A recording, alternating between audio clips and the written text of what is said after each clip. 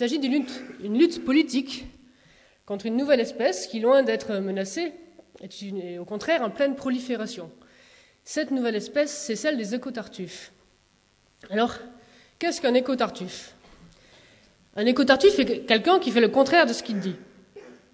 Un écotartuffe est un hyper riche qui, après avoir participé par exemple au Paris-Dakar pendant 10 ans, comme Yann Arthus-Bertrand ou Albert de Monaco, s'emploie désormais à faire la morale au bon peuple et à lui donner des leçons d'écologie. Par exemple, Florent Pagny, évadé fiscal, comme Charles Aznavour. Eux polluent davantage en une année que 10 RMistes dans toute leur vie. Ils passent leur temps en avion, possèdent plusieurs maisons, de nombreux véhicules. Mais Charles Aznavour, le chanteur Antoine, Yannick Noah et beaucoup d'autres se targuent d'écologie. Il y a quelques années, le slogan des sportifs de l'UCPA était « La planète est votre terrain de jeu ». Cette formule pourrait très bien être celle des écotartuffes, car tout allait très bien pour eux jusqu'à la crise écologique. Ces hyper riches s'alarment aujourd'hui de voir que leur terrain de jeu s'abîme.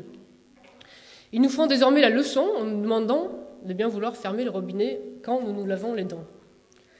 Car si les écotartuffes veulent que l'on sauve la planète, ils veulent avant tout sauver leurs privilèges et le système qui les a fait riches parmi les riches. Bref, un écotartuffe évite de parler de ce qui fâche vraiment et en reste à des solutions de surface comme celle du développement durable.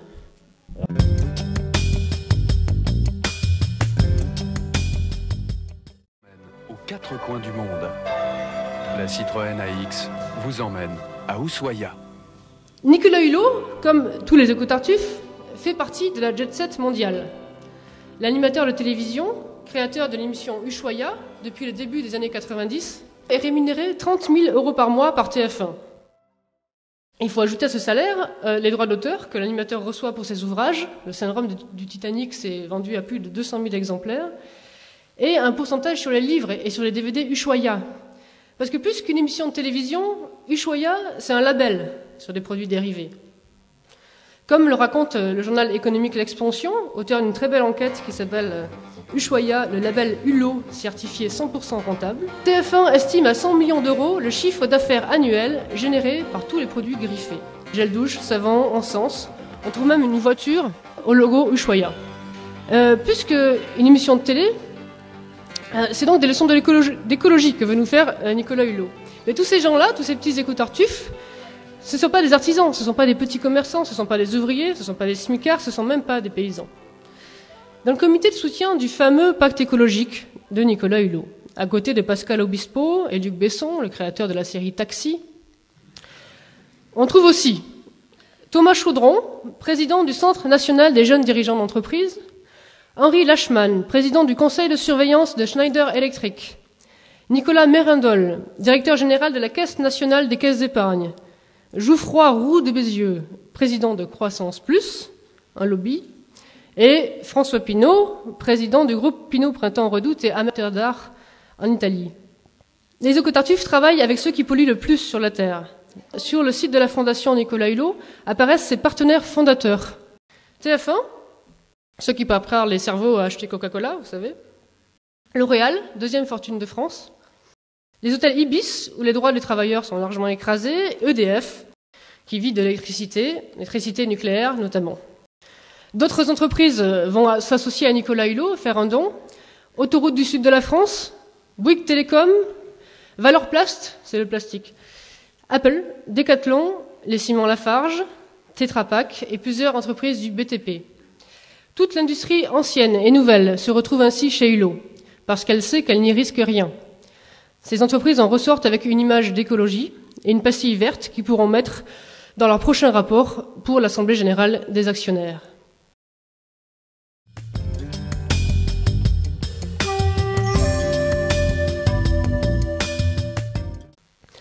En 1972, Édouard Pestel, membre du Club de Rome, disait « L'arrêt de la croissance économique est la condition nécessaire et préalable pour toute protection efficace de l'environnement. » Les écotartuffes, eux, sont contre la décroissance. Ils reprennent le discours du développement durable. Ils font du greenwashing, terme anglais qu'on pourrait traduire par blanchiment vert ou grande lessive verte. c'est-à-dire une opération pour repeindre en vert le capitalisme de papa à grands coups d'opérations de communication, dont le Grenelle de l'environnement est symptomatique. Car l'économie de croissance ne supporte pas l'écologie, elle se fonde sur le pillage de la nature. Néanmoins, ce capitalisme va prendre en compte certaines critiques superficielles de l'écologie en termes de rejet de CO2 ou de dépenses d'électricité, par exemple. Dans Le Guépard de Visconti, le prince Salina a cette phrase célèbre, il dit « Il faut bien que quelque chose change pour que tout reste comme avant ». Le développement durable, c'est ça. Tout changer que pour rien ne change. C'est polluer moins pour polluer plus longtemps, selon la formule de Paul Ariès. Les écotartufes, même s'ils s'en défendent, font de la cosmétique. Ils pensent proposer des mesures importantes, mais elles ne remettent pas en cause les intérêts des plus grands pollueurs de la planète avec qui ils sont partenaires. Car pourquoi les PDG vont chez Hulot? Que nous disent-ils? Dans le mensuel Enjeux les Échos de décembre 2004, le PDG de l'entreprise Renault, Louis Schweitzer, le dit. Le développement durable n'est ni une utopie, ni même une contestation, mais la condition de survie de l'économie de marché. Plus récemment, dans une tribune publiée dans Le Figaro le 27 août 2007 et intitulée « Entrepreneurs profitant du développement durable », le président de la Chambre de commerce et d'industrie de Paris, le directeur général du groupe HEC et le directeur pédagogique du Master Développement durable à HEC écrivent « Le développement durable est désormais une impérieuse nécessité pour notre collectivité comme pour le reste de la planète. Mais c'est aussi une occasion inespérée, il y a quelques années, de retrouver des sources de compétitivité pour nos entreprises et des opportunités de création d'emplois. Cette logique permet de développer des stratégies estampillées écologiques à moindre frais. Le PDG de la multinationale General Electric, Jeffrey Immelt, s'est vu récemment couronné meilleur patron américain. Il veut marier capitalisme et écologie. Alors le journal du dimanche l'a rencontré, et je vous cite l'article du 29 juillet 2007.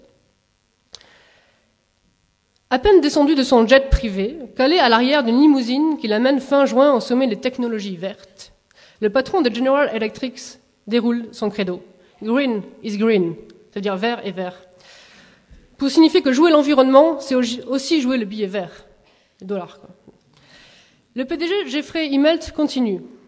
Je veux qu'il soit bien clair que tout cela est enraciné dans le business. Je ne veux pas que les gens se trompent. Je ne suis pas un croisé et je ne fais pas cela comme un passe-temps. Je le fais parce que j'estime que c'est compatible avec ce qu'un bon PDG doit faire pour diriger une entreprise comme General Electric, à savoir créer de la croissance. Pour ces entreprises, l'écologie est un business. Ils sont accueillis à bras ouverts chez des écotartufes inoffensifs qui ne parlent ni de partage ni de sobriété.